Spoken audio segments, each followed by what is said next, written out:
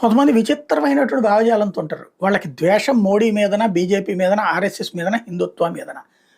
దాన్ని కవర్ చేసుకోవడానికి భారత్ గురించి కామెంట్ చేస్తారు, మోడీని గురించి కామెంట్ చేసుకుంటున్నాం అంటూ ఇండియాకి సంబంధించినటువంటి శక్తిని తక్కువగా అంచనేస్తారు, ఇష్టం వచ్చినట్టు వాగుతూ ఉంటారు.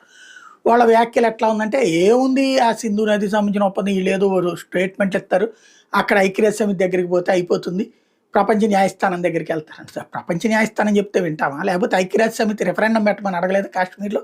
మనం ఏమైనా పెట్టామా? ఎప్పుడు అడిగింది అది?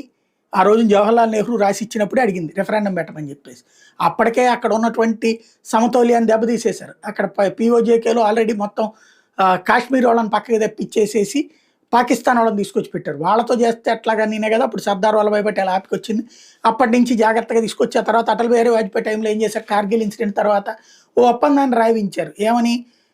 ఇంకే దేశం మూడో దేశ ప్రమేయం ఉండకూడదు, భవిష్యత్తులో ఏ చర్చలైనా సరే